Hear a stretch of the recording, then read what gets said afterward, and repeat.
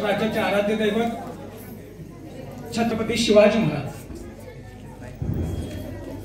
मिंचेखुर्द गावामध्ये आज खऱ्या अर्थानं या मिंचेखुर्द गावामध्ये आज खऱ्या अर्थानं महाशिवरात्र चालू आहे आणि या महाशिवरात्री निमित्त शिवविचारांचा जागर करण्यासाठी मी इथे उभा आहे। मिंचेखुर्द गावचे सन्माननीय जिल्हा परिषद सदस्य माजी सभापती देसाई साहेब आणि इथे जमलेल्या सर्व मिंचेखुर्द ग्रामस्थ आणि संयोजक, आज 19 फेब्रुवारी 2022 19 फेब्रुवारी 1630 रोजी छत्रपती शिवाजी महाराजांचा जन्म शिवनेरी किल्ल्यावर झाला आणि आज 19 फेब्रुवारी 2022 392वी जयंती आपण साजरी करतोय। छत्रपती शिवाजी महाराजांची जयंती आज भल्या मोठ्या उत्साहानं महाराष्ट्रभर भारतभर आपण साजरी करतोय। जगाच्या कानाकोपऱ्यामध्ये ही जयंती पोचते, पण का याचा आपल्याला विचार करावा लागेल। या भारतवर्षामध्ये अनेक राजे होऊन गेले, अनेक सम्राट होऊन गेले। प्रत्येकाची जयंती एवढ्या मोठ्या उत्साहात साजरी होत नाही। जयंत्या साजऱ्या होत असतील ही कुणाच्या घरात साजऱ्या होत असतील किंवा कोणाच्या छोट्याशा एखाद्या प्रदेशात साजरी होत असेल, पण छत्रपती शिवाजी महाराजांची जयंती इतक्या मोठ्या उत्साहात जनता उत्स्फूर्तपणे साजरी करते का याचा आपल्याला विचार करावा लागेल। आणि याचा विचार करत असताना शिवपूर्व काळात जावं लागेल। खऱ्या अर्थानं शिवचरित्राची आज गरज काय आहे याचा देखील आपल्याला विचार करावा लागेल। स्वार्थ स्वार्थ आणि स्वार्थ याच्या भोवती गुरफटत चाललेला माणूस, कुटुंब या संकल्पनेभोवती गुरफटत चाललेल्या माणसाला निस्वार्थ भावनेने समाजामध्ये समाजासाठी वावरण्यासाठी जी दीक्षा द्यायची आहे ती दीक्षा देण्यासाठी शिवचरित्राची गरज आहे। केल्याने होत आहे रे, आधी केल्याची पाहिजे या विश्वासावर श्रद्धा ठेवण्यासाठी शिवचरित्राची गरज आहे। व्हॉट्सअप, युट्यूब, फेसबुक, इंस्टाग्राम या आभासी मायेत जगणाऱ्या आणि या आभासी मायेतून तयार होणाऱ्या नेतृत्वावर विश्वास ठेवून पुढे जाणाऱ्या आमच्या तरुणाईला ध्येयवादाकडे घेऊन जाण्यासाठी शिवचरित्राची गरज आहे। जिजाऊ सारखी माता मी होऊ शकते आणि जिजाऊ सारखी माता म्हणून शिवबा घडवू शकते हा विश्वास निर्माण करण्यासाठी आपल्या आयांना शिवचरित्राची गरज आहे। दुरितांचे तिमिर जावो, विश्व स्वधर्म सूर्य पाहू ही संकल्पना प्रत्यक्षात उतरवण्यासाठी शिवचरित्राची गरज आहे। आमच्या लहान मुलांनी सुंदर असा शिवविचारांचा जागर केला, पण लहान मुलांनी 3 गोष्टी लक्षात ठेवायच्या आहेत। मातृत्व, पितृत्व आणि राष्ट्रीयत्व। मातृत्व, पितृत्व आणि राष्ट्रीयत्व यांचे संस्कार होण्यासाठी शिवचरित्राची गरज आहे। आई, बाबा आणि हे राष्ट्र यांच्यावर भरपूर असं प्रेम करायचं आहे आणि तेवढंच शिवचरित्रातून शिकायचं आहे। मातृत्व, पितृत्व आणि राष्ट्रीयत्व हेच शिवचरित्राचे संस्कार आहेत। खऱ्या अर्थानं शिवचरित्राची यासाठी गरज आहे। शिवचरित्र छत्रपती शिवाजी महाराजांनी निर्माण केलेला शिवभारत कसा होता आणि ती शिवपूर्वकालीन परिस्थिती कशी होती याचा विचार आपल्याला करावा लागेल। आणि शिवपूर्वकालीन परिस्थितीचा विचार करत असताना या भारतवर्षामध्ये, या महाराष्ट्रामध्ये महाराष्ट्राची शिवपूर्वकालीन परिस्थिती पहा। विजापूरचा आदिलशाह, अहमदनगरचा निजामशाह आणि दिल्लीचा मुघल बादशाह या 3 प्रमुख सत्ता महाराष्ट्रामध्ये आहेत आणि यांच्या वतीने नेमलेले वतनदार आहेत। या सर्वांच्या मध्ये रयत मात्र त्रसलेले आहे। याच वेळी महाराष्ट्रामध्ये 2 प्रमुख घराणे आहेत। ती प्रमुख घराणी म्हणजे शिंदखेडचं जाधव घराणं आणि वेरूळचं भोसले घराणं। कधी आदिलशाहीत कधी निजामशाहीत या दोन्ही घराण्यातील मातबर खुश काम करतायत सरदार म्हणून। शिंदखेडचे जाधव घराणे त्यातील मातबर पुरुष आणि ज्येष्ठ आणि पराक्रमी सरदार म्हणजे लखुजीराजे जाधव आणि वेरूळचे भोसले घराणे यांच्यातील पराक्रमी पुरुष म्हणजे शहाजीराजे। लखुजीराव जाधवांची कन्या जिजाऊ साहेब यांचं शहाजीराजांशी विवाह झाला। शहाजीराजांना दिली गेली 1629 साल 25 जुलै 1629 चा तो दिवस दौलताबादचा किल्ला, दौलताबादच्या किल्ल्यामध्ये पराक्रमी सरदार जे निजामशाहीत आहेत, लखुजी राजे आपल्या 3 पुत्रांसहित, अचलोजी, रघोजी आणि यशवंतराव या 3 पुत्रांसहित सुलतानाला मुजरा करण्यासाठी जातात. लखुजी राजांची वाढलेली ताकद पाहून सुलतानाच्या मनामध्ये काहीतरी वेगळं सिजत होतं, पण ते लखुजी राजांना लक्षात आलं नाही.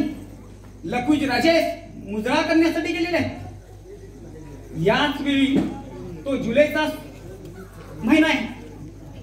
जिजाऊंच्या पोटामध्ये शिवराय वाढत आहेत आणि तिकडं लखुजी राजे सुलतानाला मुजरा करण्यासाठी गेलेले आहेत. सुलतानाला मुजरा झाडला गेला. सुलतानाने न पाहताच सरळ तो आत निघून गेला. सुलतानाचा असं वागणं लखुजी राजांसाठी निराळं होतं आणि खटकणारं देखील होतं. लखुजी राजांसारख्या मातबर सरदाराचा अपमान करणारं होतं, पण लखुजी राजे काही बोलले नाहीत आणि आपल्या त्या 3 पुत्रांसहित जायला निघाले. लखुजी राजे जायला निघाले त्याच वेळी दौलताबादच्या त्या सिंहासनासमोर, देवगिरीच्या त्या सिंहासनासमोर सर अशा म्यानातून तलवारी उचलल्या आणि त्या 4 जाधवांच्या रक्ताच्या धारा त्या देवगिरीच्या सिंहासनासमोर उडाल्या. त्याच रक्ताच्या धारा जिजाऊंच्या पर्यंत पोहोचल्या. जिजाऊ गरोदर आहेत. जिजाऊंच्या पोटामध्ये शिवराय वाटतायत. काय मनस्थिती झाली असेल. जिजाऊ पूर्ण कोसळून गेल्या. आबासाहेब गेले, राखी बांधणारे हात गेले. काय करावे. शहाजीराजे देखील त्याच वेळी निजामशाहीत आहेत आणि शहाजीराजे या प्रकरणाने बितरलेले आहेत, संतापलेले आहेत. पण करणार काय. आता निजामशाही सोडायची पाळी आली आहे, कारण सासऱ्यांना जाधवराव कुटुंबी संपवलेलं आहे. पण निजामशाही संपून जाणार तरी कुठं. आदिलशाहीत दिल्लीच्या मुघल बादशाहकडे पुन्हा परिस्थिती तीच. पण जिजाऊ मासाहेबांच्या मनामध्ये मागच्या 2-3 वर्षामध्ये एक छोटासा विचार येऊन गेला होता. तो विचार जिजाऊ मासाहेब शहाजीराजेला सांगत होत्या, छोटंसं का होईना स्वतःचं राज्य असावं. आया बहिणी भयमुक्त होतील, हंडा घेऊन पानवट्यावर जातील, रानवनं भरतील, गुरंढोरं मुक्त फिरतील. असं छोटंसं का होईना स्वतःचं राज्य असलं पाहिजे, जिथं स्वतःचे अधिकार चालले पाहिजेत. शहाजीराजेंनी आता मात्र तो निर्णय घेतलाय आणि शहाजीराजे पुणे प्रांतामध्ये घुसलेत. आपली संपूर्ण ताकद पणाला लावले आणि शहाजीराजेंनी पुणे प्रांताला स्वतंत्र घोषित केलंय. छत्रपती शिवाजी महाराजांच्या रयतेच्या स्वराज्याची ती पहिली नांदी होती. पुणे प्रांत स्वतंत्र जाहीर केला. पुण्याच्या दारामध्ये कित्येक वर्षांनी रांगोळ्या काढल्या गेल्या आणि दरवाजावर झेंडूची तोरणं लागली. मासाहेब जिजाऊ यावेळी थोड्याशा कुठेतरी समाधान पावल्या. आता तरी चांगलं होईल. पण कुठलं. दारातली रांगोळी पुसण्याआधी आणि दारावरचं तोरण नाचण्याआधीच आदिलशाहनं मुरार जगदवाला पाठवलं आणि पुणे नगरीची केली होळी. भर दिवसा पुण्यामध्ये वारे जाळले, उद्ध्वस्त केलं पुणे. पुण्याच्या पुण्यभूमीत फिरवला गाढवाचा नांगर आणि ठोकली पहार आणि अडकवलं फुटकं मटका आणि तुटकं वाहन. उद्देश एकच होता, स्वाभिमानाने उभं राहण्याचा प्रयत्न कराल तर असं चिरडलं जाल. जिजाऊ मासाहेबांना दुसरा धक्का होता, प्रचंड यातना. आणि या काळामध्ये जिजाऊंच्या पोटामध्ये शिवराय वाढत आहेत. काय मानसिक स्थिती असते गरोदरपणात ही आमच्या भगिनीला, आमच्या मातांनाच माहित. मानसिक स्थिती दरवेळी बदलत असते. गरोदर आहे, शिवराय पोटात वाढत आहेत, एकामागून एक धक्के येत आहेत. शिवाईकडे जिजाऊंनी हात सोडले होते. जिजाऊ शिवरायांना काहीतरी सांगत होत्या आणि त्याच क्षणी नाशिकच्या गोटाकाठावरून आवर्ताशी हाक ऐकू आली, वाचवा वाचवा. कुणाचे शब्द होते ते शब्द होते जिजाऊंच्या प्रत्यक्ष जाऊबाईचे. खेळूजी राजे भोसले म्हणजे शहाजीराजांचे चुलत बंधू यांची पत्नी गोदाकाठी नाशिकला सकाळी सकाळी स्नानासाठी गेली होती. पण भैरी ससानेमध्ये टपलेल्या त्या महाबत कानाने उचलली, पळवून नेली, भोगली. त्या बिचारीने आपले जीवन संपवलं. ही किंकाळी जिजाऊंच्या पर्यंत पोचले, जिजाऊंच्या गर्भापर्यंत किंकाळी ऐकू आले. शहाजी राजे मातबर सरदार आहेत, लखुजी राजे मातबर सरदार होते. त्यांच्या घरात घरातील परिस्थिती अशी होती तर तुमच्या आमच्या घरातील परिस्थिती काय असेल याचा विचार थोडासा करा. एखादी लग्नाला आलेली मुलगी, आई बाबा विचार करतोय वर शोधायचा आहे, आई बाबा गावोगाव फिरतोय, माझ्या पोरगीला चांगला वर पाहिजे. त्याच वेळी एखाद्या सुलतानाची नजर जावी, त्या सुलतानानं सरळ सरळ त्या घरात घुसावं, त्या पोरीला उचलावी आणि जनानखान्यात पाठवावी, नाही तर भोगून मारून टाकावी, किंवा त्या पोरीनं इज्जत गेली म्हणून एखाद्या फिरीत उडी मारावी, अशी परिस्थिती होती. विचारणार कोण? गोरगरिबांना ऐकायला कान नव्हते आणि पाहायला डोळे नव्हते, अशी सर्व परिस्थिती होती. आणि जिजाऊ मासाहेबांच्या पोटामध्ये शिवराय वाढत होते. गर्भसंस्कार, आता गर्भसंस्काराचे पुस्तक आलेले आहेत, गर्भसंस्काराचे प्रशिक्षण होत आहेत, गर्भामध्ये प्रशिक्षण दिलं जात आहे. आणि माता भगिनींना माहिती आहे की गरोदरपणाच्या काळामध्ये आईच्या मनात असतं ते बाळाला कळतं आणि बाळाच्या मनात असतं ते आईला कळतं. खऱ्या अर्थानं माझ्या मते तरी जिजाऊच्या मनामध्ये एक वेगळी अशी अवस्था चालू आहे की जिजाऊ बेचैन आहेत, पण जिजाऊ जिद्दी आहेत, जिजाऊ कष्टी आहेत आणि जिजाऊनी स्वाभिमान मात्र टिकवलेला आहे. आणि हाच स्वाभिमान, हीच जिद्द शिवरायांच्या मध्ये उतरलेली आहे. जिजाऊच्या गर्भातच स्वातंत्र्याचं स्फुलिंग चेतवलं गेलंय. शिवचरित्र आम्हाला आमच्या माता भगिनींच्या गर्भापर्यंत पोचवावं लागेल. संकटे कधी एकटी येत नसतात. पहा, शिवनेरीवर जिजाऊ आहेत, प्रचंड दुष्काळ पडलेले स्वराज्यामध्ये. आणि अशा अवस्थेमध्ये एक दिवस शिवनेरीचे किल्लेदार विजयराव एका इस्माला, एका व्यक्तीला कडेलोटाची शिक्षा देतात. जिजाऊंच्या पर्यंत ही बातमी पोहोचते. जिजाऊ विजयरावांना बोलवून घेतात आणि विचारतात, कसली शिक्षा? कडेलोटाची शिक्षा कुणाला दिले, का दिले, काय गुन्हा केला त्यानं? आणि विजयराव सांगतात, त्यानं चोरी केली. कशाची? त्याच्या घरातील मुलं 4 दिवस उपाशी होती म्हणून त्यानं एका सदन घरातील अन्नाची चोरी केली, खळ्यावरच्या धान्याची चोरी केली, अन्नाची चोरी केली म्हणून कडेलोटाची सारखी शिक्षा शिवपर काळात दिली जात होती. जिजाऊ भडकल्या आणि जिजाऊ म्हणाल्या, शेतकऱ्यांच्या खळ्यावर धान्य पिकतात त्यावेळी तुमचे सुलतान येतात, तुमचे सरदार येतात आणि घेऊन जातात. आणि आता लोकांना आता रयतेला खायला अन्न नाहीये, सगळीकडे दुष्काळ पिकलेला आहे, त्याच्या रानामध्ये पिकलेलं नाही, तर त्या शेतकऱ्यांना, त्या रयतेला जगवण्याची जबाबदारी कुणाची? प्रशासन म्हणून तुमची काही जबाबदारी आहे की नाही? किमान मी असेपर्यंत शिवनेरीवरून कुणाचाही कडेलोट या कारणासाठी होता कामा नाही. ती शिक्षा रद्द केली गेली. जिजाऊ उद्विग्न आहेत, गर्भात शिवराय वाढतायत. शिवनेरीवरून सह्याद्रीची उंच शिखरे दिसत आहेत. सह्याद्री जिजाऊंच्याकडे अपेक्षेने पाहतोय आणि जिजाऊ सह्याद्रीकडे आशेने पाहतायत. त्याच वेळी महाराष्ट्रामध्ये संत महंत आदिशक्ती भवानीला पुकारत आहेत, अन्याय फार झाला बये, दार उघड, दार उघड बये, दार उघड. बयेनं ऐकलं आणि फाल्गुन वद्य तृतीयेची ती पहाट उगवली. फाल्गुन वद्य तृतीया शक्य 1551 म्हणजेच 19 फेब्रुवारी 1630 रोजी शिवनेरी किल्ल्यावर आनंद झाला. घटिका मागून घटिका जात होत्या, क्षणामागून क्षण जात होते. प्रत्येकाची उत्सुकता ताणली गेली होती. बाळंतपणाची जी खोली असते ना, त्या खोलीकडे सर्वांचं लक्ष लागलं होतं. तिथून कोणतरी बाहेर येतं की नाही बातमी घेऊन. आणि बातमी आली, काय झालं, काय झालं? मुलगा झाला, मुलगा झाला. मुलगा शहाजीराजांना झाला, मुलगा जिजाऊ मासाहेबांना झाला, मुलगा सह्याद्रीला झाला. आनंद महाराष्ट्राला झाला, आनंद भारतवर्षाला झाला. तो दिवस सोनियाचा, तो दिवस सुवर्णाचा, तो दिवस कौस्तुभाचा. नद्या, नाले, वारे, सारे तारे, सारे आनंदले.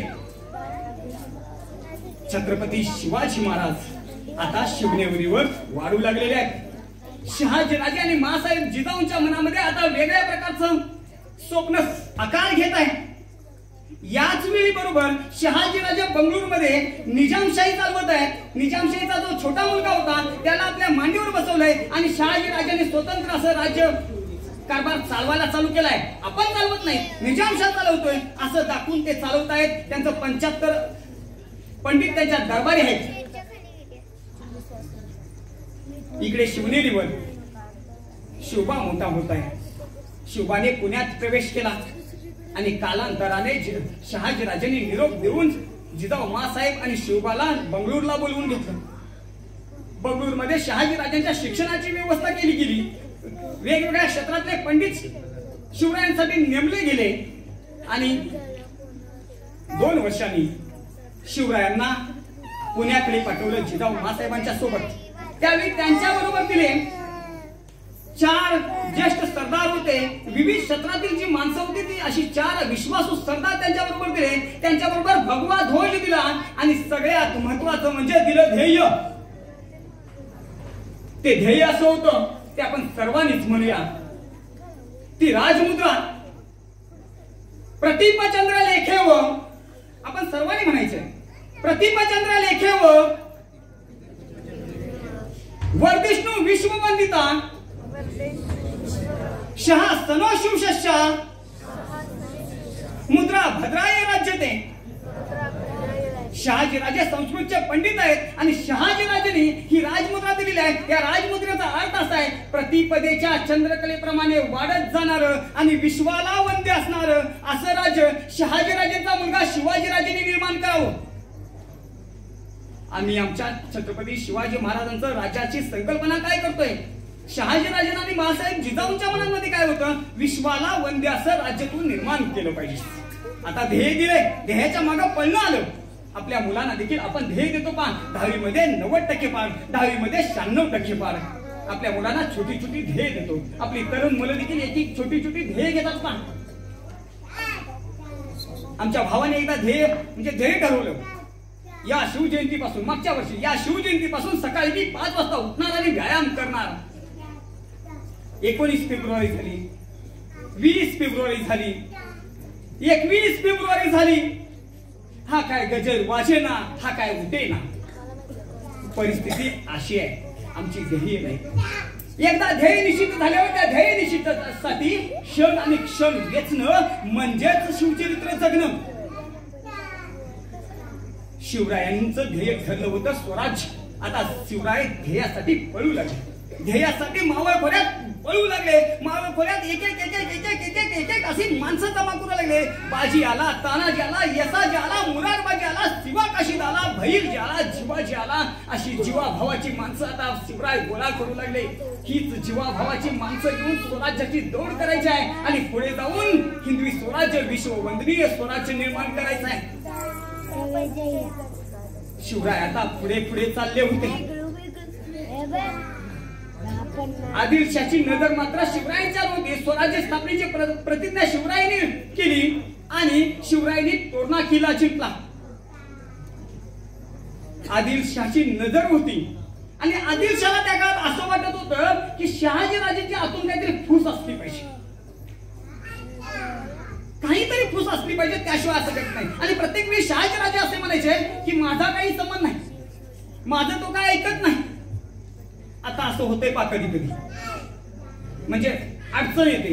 आता देखील आपल्या पक्षामध्ये अशा काही गोष्टी असतात, मुलगा एका पक्षात, वडील एका पक्षात, त्या अशा गोष्टी घडत असतात. मला काही माहित नाही बाबा, ते त्याचं बघून घे. अशी परिस्थिती शहाजीराजांनी केली, कारण शहाजीराजांना मागचा अनुभव आहे. माझं नाव घेतलं की सगळं बिनसलं. 1649 साली आदिलशहाने वाईला अफजल खान नावाचा सरदार सुभेदार म्हणून पाठवला. अफजल खान म्हटलं की आपल्या डोक्यात काही घुसतच, तो कोतळा. आणि अफजल खान, ते शिवाजी महाराजने अफजल खानाला आणलं कसं? पण अफजल खान शूर आहे, पराक्रमी आहे, धूर्त आहे. अफजल खान हुशार आहे. 1649 साली अफजल खान वाईचा सुभेदार म्हणून आला आणि शहाजीराजांना लगेच लक्षात आलं स्वराज्यासाठी कुठेतरी धोका निर्माण होतोय. म्हणून शहाजीराजांनी एक चाल केली आणि काळीच्या बाजी जे त्यांना स्वराज्यात पाठवलं. ते सहकारी आहे शहाजीराजांच्या पूर्वीपासून आणि त्यांना काम काय सांगितलं? तुम्ही आदिलशाहकडेच आहात, फक्त तुम्ही नजर ठेवायची अफजल खानावर. तो कुठं स्वराज्याला काही त्रास देतो का? स्वराज्य असं पुढे पुढे दौडत होतं. आणि 12 वर्षानंतर परिस्थिती अशी आली की हाच अफजल खान स्वराज्यावर चालून आला. अफजल खानाने आदिलशाही दरबारात विडा उचलला असं म्हटलं जातं, पण विडा नाही उचलला. आदिलशाने अफजल खानाचीच नेमणूक केली. या स्वराज्याचा बिमोड करायचा असेल तर अफजल खानासारखाच सरदार पाहिजे, अफजल खानासारखाच सुभेदार पाहिजे. अफजल खान रूपी खूप मोठं संकट महाराष्ट्रावर आलं होतं, पण अत्यंत अभ्यासपूर्ण छत्रपती शिवरायांनी ते संकट दिलं फेकून. प्रचंड अभ्यास आहे. अफजल खान ज्यावेळी निघाला ना त्यावेळी अफजल खानाचा पहिल्यांदा हत्ती मारला. हत्ती मारल्यानंतर काय झालं, आपला समाज श्रद्धा आणि अंधश्रद्धेमध्ये असतो पहा. हत्ती मारून पसरवलं गेलं. भैरजी नाईकांनी हे काम केलं आणि पसरवलं. अफजल खानाचा हत्ती मेलाय. आता अफजल खानाला अवशकून झालाय. अफजल खानाची मोहीम जाणार आहे. अफजल खानाने येता येता जनान खान्या ज्या बायका होत्या त्या बायकांना कापलं. का तर मी तिकडे चाललोय, किती दिवस राहील कुणास ठाऊक, किती दिवस मोहीम चालेल कुणास ठाऊक, म्हणून संपवलं त्यांना. आणि मला निश्चितपणे वाटतंय त्या बायकांनी, त्या स्त्रियांनी, त्या आमच्या भगिनींनी शिवरायांना आशीर्वाद दिला, जा तू तिथं, माझा भाऊ तुला संपवतोय म्हणजे संपवतोय. कारण स्त्री ही मराठ्यांच्या देवाऱ्यातील देवता आहे. 15व्या वर्षीच शिवरायांनी सांगितलंय, स्त्रीला जर हात लावाल तर तुमचा चौरंगा केला जाईल. स्त्रीकडे लक्ष द्याल, वाईट नजरेने पाहाल, आमच्या भगिनींच्याकडे वाईट नजरेने पाहाल तर तुमचा चौरंगा केला जाईल. ज्या काळात स्त्रिया विकल्या जात होत्या, ज्या काळात स्त्रिया जनानखान्यात पोहोचत होत्या, त्या काळामध्ये स्त्रीला देवत्व प्राप्त करून देणारा जगामधील एकमेव राजा म्हणजे छत्रपती शिवाजी महाराज. तुम्हा आम्हाला यातून काहीतरी शिकावं लागेल. शिवचरित्र याच्यासाठी ही शिवरात्र आहे, याच्यासाठी आपल्याला शिवचरित्र जगायचं. छत्रपती शिवाजी महाराज शाहिस्ते खानाची बोटं कापली. औरंगजेब खूप खूप खूप खूप चिडला होता आणि औरंगजेब स्वतः यायला निघाला. पण स्वतः कसं येणार म्हणून म्हटलं माझ्या तोडीचा कोणतरी पाहिजे, म्हणून औरंगजेबनं मिर्झा राजाला पाठवण्याचा निर्णय घेतला. पण तत्पूर्वी शिवरायांनी सुरतेवर छापा घातला. अफजल खान औरंगजेबला हा दुसरा धोका होता. सुरतेवर छापा घातला, याला आपण सुरतेची लूट म्हणतो, पण सुरतेवर छापा घातला ही स्वराज्याची भरपाई होती. शाहिस्ते खानानं ज्या स्वराज्याचं नुकसान केलं होतं, इथली शेतीमाली सारं नुकसान केलं होतं, त्याची नुकसान भरपाई म्हणून सुरतेवर छापा घातला आणि वसूल केलं शिवरायांनी. माझ्या राज्यामध्ये जे कराल त्याची वसुली केलीच जाईल हा औरंगजेबला संदेश दिला. आणि मिर्झा राजाला पाठवले औरंगजेबनी. मिर्झा राजा धूर्त आहे, मिर्झा राजा हुशार आहे आणि मिर्झा राजांच्या बरोबर दिलेर खानाला सुद्धा पाठवलंय. मिर्झा राजे आलेत. आता मात्र पूर्ण डाव अगदी व्यवस्थितपणे आखलेला आहे औरंगजेबनं. मिर्झा राजेंनी डाव आखलेला आहे. इथं आल्यानंतर मिर्झा राजेंनी पुरंदर किल्ल्याला वेढा देण्यासाठी दिलेर खान पुरंदरकडे गेला. पुरंदर बेलाग आहे, पुरंदर उंच आहे आणि पुरंदरचा जो किल्लेदार आहे ना तो तरी पराक्रमी महापुरुष आहे, मुरारबाजी. मिर्झा राजेंनी एक दिवस दिलेर खानाला बोलवलं आणि दिलेर खानाला मिर्झा राजे काय म्हणतायत, अरे दिलेर, छत्रपती शिवाजी हा शिवाजी महाराज आहे ना, या शिवाजी महाराजांच्या नुसते आपण गड गड गड गड करत फिरलो तर आपल्या हाती काहीच लागणार नाही. एक एक गड घ्यायला कित्येक दिवस जातील. आता असं केलं पाहिजे, या शिवाजी महाराजांची खरी जी ताकद आहे ना ती गडाखाली राहते, ती रयत आहे. त्या रयतेला उद्ध्वस्त करा, त्या रयतेची लूट करा, तरच शिवराय वागतील. आणि खरंच झालं. दाऊद खानाला मिर्झा राजाने पाठवलं. दाऊद खान स्वराज्यात घुसला, मावळ प्रांतात घुसला. दाऊद खान लुटतोय, सगळं गाव चालतोय, सगळीकडे हाहाकार माजला आणि या बातम्या शिवरायांच्या पर्यंत पोहोचल्या. शिवरायांचे अश्रू आता आवरत नव्हते. शिवराय आता पूर्णतः उद्विग्न झाले होते, दुःखी झाले होते. रयतेचा हाल. मग कशासाठी या स्वराज्याचा संकल्प केला, कशासाठी स्वराज्याची शपथ घेतली. आता मात्र हे स्वराज्य संपतंय की काय अशी परिस्थिती निर्माण झाली होती आणि शिवरायांनी निरोप पाठवला मिर्झा राजेकडे तह करण्याचा. 11 जून 1665 रोजी तहासाठी शिवराय जाणार होते आणि मिर्झा राजे हा पूर्णता कप्त्या, त्याला संपूर्ण शरणागती पाहिजे होती. मिर्झा राजेंनी ठरवलं तोपर्यंत पुरंदर पडलेला नाहीये, तोपर्यंत पुरंदर लढतोय, वज्रगड पडलाय, वज्रगडावरून पुरंदरवर मारा होतोय, पुरंदर तोपर्यंत लढतच आहे. आता तह होणार आहे म्हणजे मुरारबाजींचा जो पुरंदर आहे तो तसाच आहे, अजून भगवनिशान फडकत आहे. 10 जूनला ही बातमी पोचली की 11 जून 1665 रोजी तह करायचा आहे आणि मिर्झा राजांनी दिलेर खानाला बोलवून घेतलं आणि संपूर्ण तह झाला पाहिजे यासाठी दिलेर खानाला सांगितलं की तू सकाळी उठून शिवाजी महाराज युद्ध छावणीत आल्यानंतर तू सुलतान ढवा कर. आता सुलतान ढवा म्हणजे काय, तर सरळ पुरंदरमध्ये घुसायचं, पुरंदरच्या बाले किल्ल्यात घुसायचं आणि जेवढे जेवढे जेवढे मराठे तिथं असतील, जेवढे शूर सरदार असतील त्या सगळ्यांना कापून काढायचं, म्हणजे तो सुलतान ढवा. आणि ज्या छावणीत इथं शिवाजी राजांना बसवायचं, बसलेले आहेत छावणीत इथं शिवाजी राजे बसलेले आहेत. पुरंदरवरून रक्ताचे पाठ वाहत आहेत त्यांच्या गड्यांचे, शूर गड्यांचे, वीर गड्यांचे, जीवाभावाच्या दोस्तांचे. शिवराय जीवाभावाची माणसं होती ती आणि ते रक्ताचे पहाट वाहताना पाहून शिवराय बिथरतील आणि जसा आपल्याला पाहिजे तसाच तह होईल ही बातमी सुलतान ढवा दिलेर खान सकाळी उठून करणार आहे, ही बातमी मुरारबाजींच्या पर्यंत पोहोचली नाही. कोणत्याही परिस्थितीत माझ्या राजाला असं खचू देणार नाही आणि मुरारबाजीने ठरवलं मराठी ढवा करायचा. दिलेर खानानं बाले किल्ल्यात येण्याआधीच सकाळ सकाळी पहाटे पहाटे मुरारबाजीत दिलेर खानाच्या छावणीत कुठला सुलतान ढवा करतोस, मी चालू आणि मुरारबाजी आपल्या 700 सैन्यांच्या बरोबर छावणीत घुसलाय. गोंधळ उडालाय सगळीकडे. मुरारबाजी नुसता सपासप सपासप सपासप ते 700 सैन्यांनी मुरारबाजी वार करत पुढे चाललंय. दिलेर खान गोंधळून गेलाय. दिलेर खान उठून अंबारीत बसलाय. पाहतो तर काय मुरारबाजी द्वेषाने लढतोय. दिलेर खान म्हणाला थांबा, शाबास मर्दाना. मुरारबाजीला थांबवलंय आणि दिलेर खान म्हणतो शाबास मर्दाना, तुझ्यासारखा शूरवीर आजपर्यंत मी पाहिला नाही.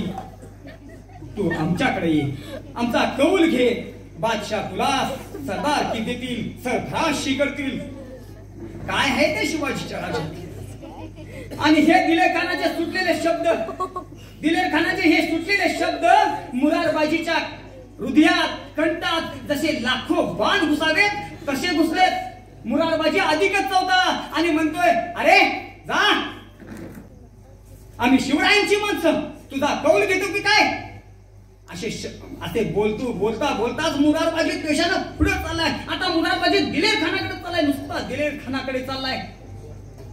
दिलेर खान अंबारीत आहे. अंबारीतून दिलेर खानाने बाण धरलाय आणि तो बाण सुई सुई सुई करत असा मुरारबाजींच्या कंठात मुरारबाजी धरात तिथे पडलेत. शिवराय तह करण्यासाठी येणार होते. शिवरायांना तह करताना जी मानसिक स्थिती शिवरायांची करायची होती ती करता येऊ नये म्हणून मुरारबाजी धारात तिथे पडलेत.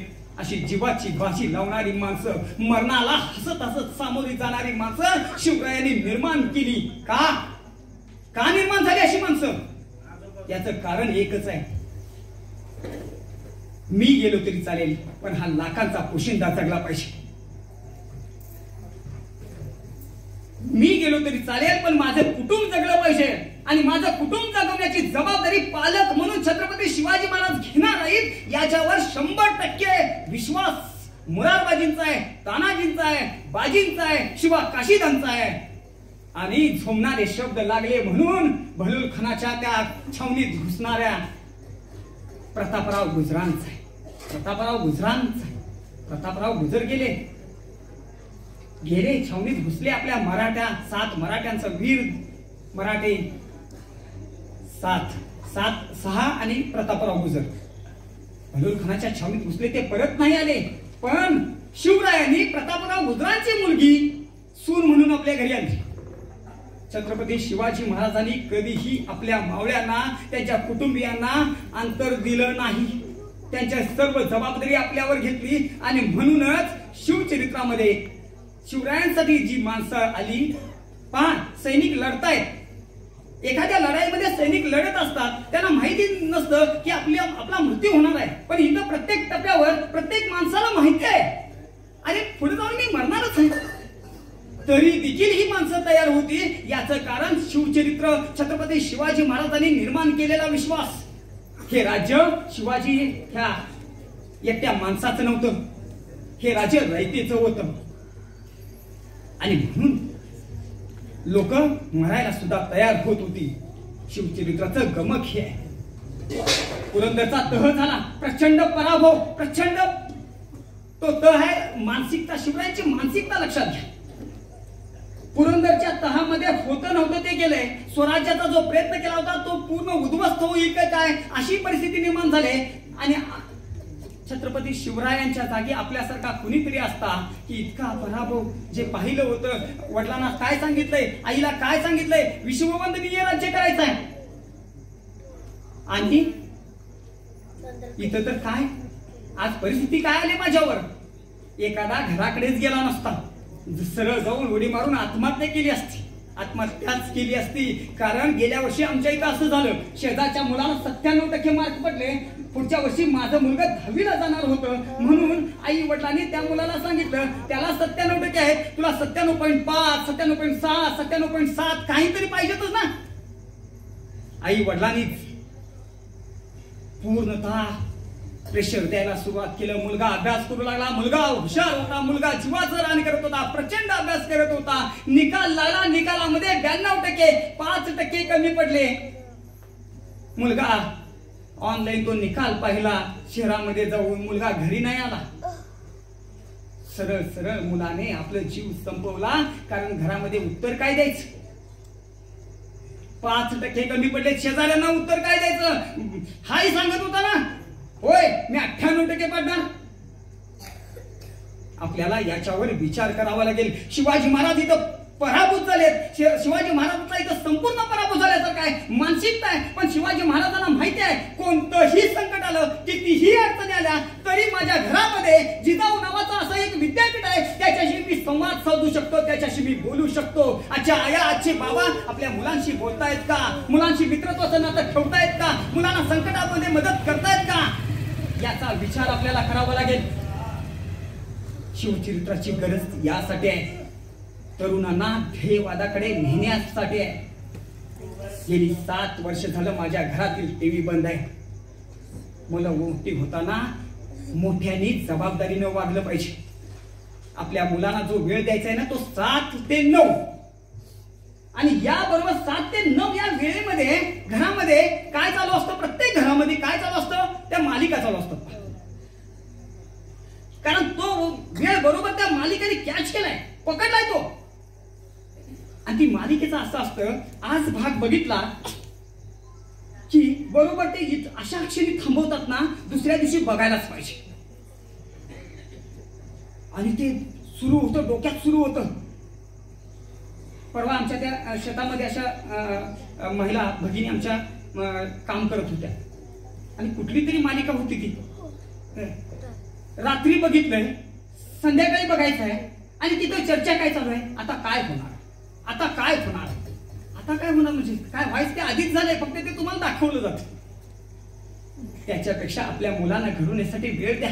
चांगल्या चांगल्या मालिका, चांगले चांगले चित्रपट दाखवा. युट्यूब वाईट नाही, फेसबुक वाईट नाही, सगळं चांगलं असतं. आपण त्याचा वापर कसा करतो त्याच्यावर ते अवलंबून असतं. दुनियेच्या बाजारात जाताना आपल्या मुलांना वाटलं पाहिजे, माझ्यावर कोणती अडचण आली तर माझ्या घरामध्ये आई, माझे बाबा आहेत, ते माझी काळजी घेतील, ते मला त्यातून बाहेर काढतील, असा विश्वास आज समाजामध्ये वावरताना निर्माण झाला पाहिजे.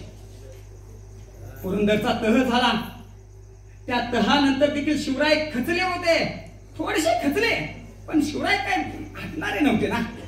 शिवराय पुढे पुढे पुढे पुढे जात राहिले, जिंकत राहिले. पुरंदरच्या तहात गेलं होतं, त्याच्यापेक्षा कितीतरी शिवरायांनी मिळवलं. पुरंदरचा तह करताना मिर्झा राजाने एक डाव टाकला होता, शिवरायांना मनसबदारी देण्याचा. पण शिवराय बाहेर पडले, आणि शिवरायांनी बाहेर पडताना काय केलं पहा. मिर्झा राजा म्हणतो, तुम्हाला राहायचं नसेल तर नको, पण संभाजी राजा राहू दे ना. मग मनसबदार राहणे म्हणजे ओलीस राहणे, स्वराज्यासाठी ओलीस राहणे, त्यांच्या कैदेत राहणे. मला सांगा, संभाजीराजांचं वय आहे 8.5 वर्ष. 8.5 वर्षाचं पोरग दिलेर खान, मिर्झा राजे अशा अविश्वासू माणसांच्या बरोबर राहायचं आहे. हा संपन्न होईपर्यंत, पूर्ण होईपर्यंत हे करायचं आहे. 8.5-9 वर्षाची मुलं आपली काय करतायत? खेळतायत, बागडतायत, आनंदाने मजा करतायत. आणि संभाजीराजा 8.5-9व्या वर्षी त्या मुघलांच्याकडे ओलीस राहतोय. आम्हाला संभाजीराजांचं हे जो त्याग आहे तो विसरता येणार नाही. वयाच्या 8.5-9व्या वर्षी जे खेळण्या बागडण्याचं वय आहे ते वय स्वराज्यासाठी देणारा जगातील एकमेव राजपुत्र म्हणजे छत्रपती संभाजी महाराज. पिता पुत्र त्यागच करत चाललेत. कुणासाठी? तुमच्या आमच्या स्वराज्यासाठी. आया बहिणी आनंदाने नातील, स्वाभिमानाने उभा राहतील यासाठी. शिवरायांनी स्वराज्य वाढवायला सुरुवात केली आणि तो दिवस उगवलाय 6 जून 1674. हा दिवस आहे सुवर्णाचा, हा दिवस सोन्याचा आहे, हा दिवस आनंदाचा आहे. या दिवसाची गेली शतकोन वर्ष ही भूमी वाट पाहत होती. तो दिवस म्हणजे छत्रपती शिवाजी महाराजांचा राज्याभिषेक. छत्रपती शिवाजी महाराज हिंदवी स्वराज्याचे संस्थापक, सार्वभौम राज्य बनणार होते. त्यांना अधिकार प्राप्त होणार होते. हे राज्य कायद्याचं राज्य होणार होतं. यासाठी हा दिवस महत्वाचा आहे. गागा भट्टांनी छत्रपती शिवाजी महाराजांच्या मस्तकावर ते छत्र धरलं आणि गागा भट्ट धीर गंभीर स्वरात म्हणाले, क्षत्रिय कुलावत असं राजाधिराज कोड प्रताप पुरंदर श्री श्री श्री श्री छत्रपती शिवाजी महाराज की जय. आणि सगळीकडे जय जयकार. छत्रपती शिवाजी महाराज की जय, छत्रपती शिवाजी महाराज की जय, छत्रपती शिवाजी महाराज की जय असा जयघोष चालू झाला.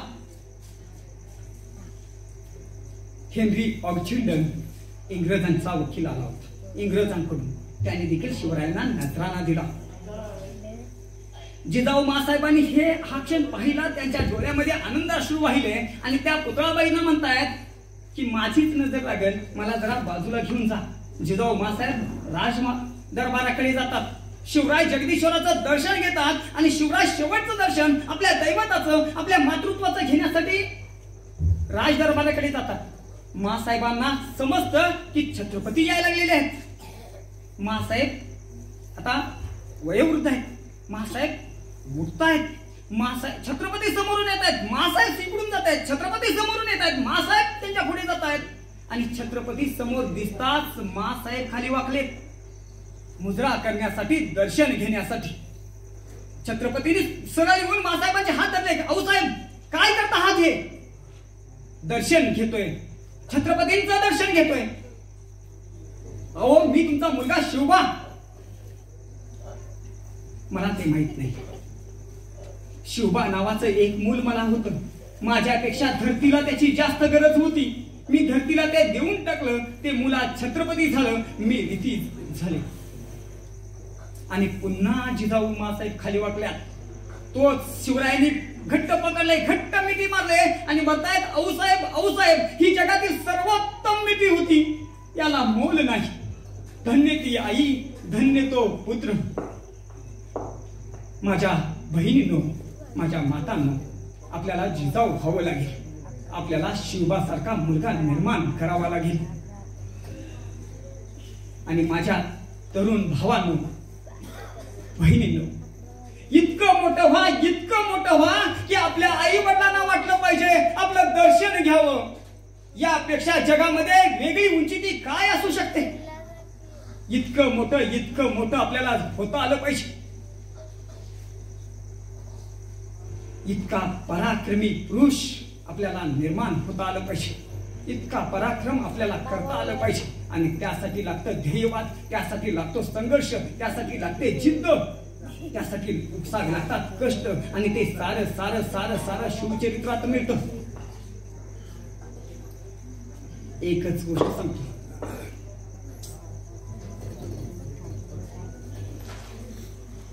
स्वराज्याच्या सीमेवरून 4 घोडेस्वार येत होते. सावळ्या नावाचं पोरग त्या घोडेस्वारांना पाहतंय आणि सरळ आडवं जाते. घोडेस्वार असे तलवार बाज आहेत आणि सावळ्या म्हणतोय, खबरदार जर टाच मारून याल पुढे, चिंदड्या उडवीन राई राई उड्या. त्या सावळ्याला माहिती नाहीये हे कोण आहेत, ते स्वराज्याचे शत्रू आहेत असंच त्याला वाटतंय. आणि म्हणून तो म्हणतोय, पण का शिवरायांना त्यानं कधीही बघितलं नाही तरी माझ्या स्वराज्यामध्ये तुम्ही यायचं नाही असं सावळ्या म्हणतोय. इतका विश्वास शिवरायांनी त्याच्यामध्ये निर्माण केला. याचं कारण असं होतं की त्याला माहित होतं शिवरायांच्या मुळे माझ्या शेतातील भाजीच्या देठाला देखील हात लावण्याची कुणाची हिंमत नाही. शिवरायांच्या मुळे माझ्या भाजीच्या देठाला देखील हात लावण्याची कुणाची हिंमत नाही आणि माझ्या आया बहिणींना कडे वाकड्या नजरेनं बघण्याची देखील कुणाची हिंमत नाही. आणि म्हणून सावळ्या नावाचं पोरग उभं राहतंय, लढतंय. शिवरायांनी एक आदेश दिला होता. तो आदेश असा होता, सैन्यांसाठी होता. तो शेतकऱ्याच्या भाजीच्या देठाला देखील हात लावायचा नाही. स्वराज्यावर निष्ठा वाढेल असं काम करावं. स्वराज्यावरची रयतेची निष्ठा ढळेल असं कोणतंही कृत्य तुमच्याकडून होणार नाही. इतक्या जबाबदारीने आपण वागायचं. छत्रपती शिवाजी महाराजांचे हे विचार घेऊन आज आपण पुढे गेलं पाहिजे. छत्रपती शिवाजी महाराजांच्या चरित्रातून हा विचार आपल्याला पुढे गेला पाहिजे. कारण छत्रपती शिवाजी महाराजांच्या निधनानंतर पहा असं कुठंच घडलं नाही. इंग्रज आले त्यावेळी इंग्रजांनी जी पहिली लढाई घेतली त्यानंतर ते प्लाशीमध्ये गेले. प्लासीमध्ये त्यांचं स्वागत झालं. पेशवाई आणि इंग्रजांचं जे युद्ध झालं, पेशवाईचा पराभव झाला. त्यावेळी कुणीही विरोधात उठलं नाही, इंग्रजांचं स्वागतच झालं. पण छत्रपती शिवरायांच्या शिवचरित्राचं या स्वराज्याचं वेगळं असं वैशिष्ट्य आहे. छत्रपती शिवाजी महाराजांच्या निधनानंतर, छत्रपती संभाजी महाराजांच्या निधनानंतर असामान्य योद्धा, असामान्य नेतृत्व नसताना देखील 17 वर्ष इथली जनता औरंगजेबाशी लढत होती. औरंगजेबाच्या सेनासागराशी प्रचंड अशा सेनासागराशी लढत होती. का? छत्रपती शिवाजी महाराजांनी माझ्यासाठी हे राज्य निर्माण केलंय आणि हे राज्य मला कोणत्याही परिस्थितीत टिकवायचं आहे. यासाठी ही जनता लढत होती. हा संस्कार, हा विचार घेऊन आपण पुढे जाऊया आणि शिवचरित्र जगूया, शिवचरित्र जागूया. फक्त शिवभक्त न होता शिवचरित्र जागणारे, शिवचरित्र जगणारे शिवभक्त होऊया. एवढाच विचार या निमित्ताने देतो आणि या व्यासपीठाची मी रजा घेतो. आपण सर्वांनी शांतपणे मला ऐकलं, समजून घेतलं. शिवविचारांचा ही शिवरात्र आहे, ती शिवरात्र आपण जागवली. यासाठी आपले मनपूर्वक असे धन्यवाद देतो आणि थांबतो. जय हिंद, जय महाराष्ट्र.